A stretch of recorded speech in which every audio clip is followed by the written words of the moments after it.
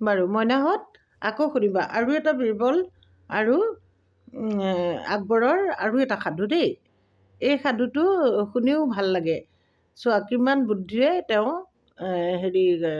আকবৰৰ প্ৰশ্নৰ উত্তৰ দিয়ে বীৰবলে। এদিন আকবৰৰ মানে বীৰবলৰ ওপৰত কিবা এটা খং উঠি পেলাই বীৰবলক ক'লে যে তোমাক মই 3 দিনৰ কাৰণে ৰাজ্যৰ পৰা বাহিৰত যাবলৈ কৈছোঁ, মোৰ ৰাজ্যৰ ভিতৰত নাথাকিবা। তেতিয়া বীৰবলে ভাবিলে গোটেই ভাৰতবৰ্ষ দেখোন আকবৰৰ ৰাজ্যই হৈ আছে, আকবৰেই শাসন কৰি আছে, গতিকে এই ভাৰতবৰ্ষৰ মই ক'ত লুকাই থাকিম, মই ক'ত যামগৈ, ক'লৈ যাম? তেওঁতো গোটেই ৰাজ্যৰ পৰা বাহিৰত যাবলৈ ক'লে, দেশখনৰ পৰা বাহিৰত যাবলৈ ক'লে, গতিকে মই ক'লৈ যাম? সেইবুলি তেওঁ চিন্তা কৰি পেলাই ৰাতিৰ ভিতৰতে তেওঁ এখন জংঘললৈ সোমাই গ'ল। জংঘলত সোমাই গৈ তেওঁ জংঘলৰ ভিতৰলৈ গৈ এজোপা গছত উঠিলগৈ। তাৰপিছত আকবৰে খবৰ পালে, আকবৰে গম পালে যে বীৰবল এই জংঘলখনতে লুকাই আছে। তাৰপিছত আকবৰে বীৰবলক বিচাৰি গৈ জংঘলৰ ভিতৰত পালে বীৰবল এজোপা গছৰ ওপৰত উঠি আছেগৈ।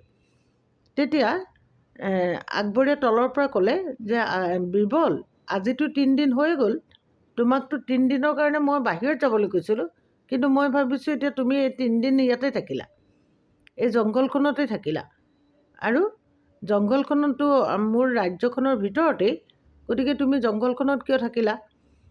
তোমাৰ এতিয়া কেনেকুৱা পৰিণাম হ'ব তুমি বুজি পাইছানে? তোমাক হয়তো মই 4ৰ্থ দিনা মৃত্যুদণ্ড দিম, তোমাক মাৰি পেলাম, গতিকে তুমি এতিয়া কি কৰিবা?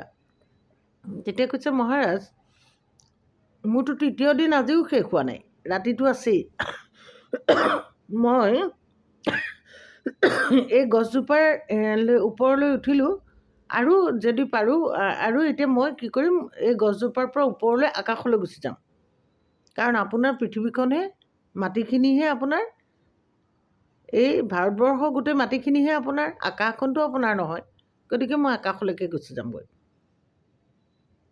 তেতিয়া বীৰবলে ভয় খাই গ'ল, কাৰণ তেওঁ প্ৰধানমন্ত্ৰী আকবৰৰ প্ৰধানমন্ত্ৰী বীৰবল, আৰু বীৰবল যদি আকাশলৈ গুচি যাওঁ বুলি ভাবে, অৰ্থাৎ তেওঁ মৰি যাব, মৰি গ'লেতো তেওঁৰ মহা লোকচান হ'ব, ইমান এজন বুদ্ধিয়ক মানুহ নাইকিয়া হৈ যাব। সেয়েহে তেওঁ সেই খং ভাৱটো নাইকিয়া হ'ল আৰু বীৰবলক গছৰ পৰা নমাই আনিলে। এইটোৱেই সাধুটো।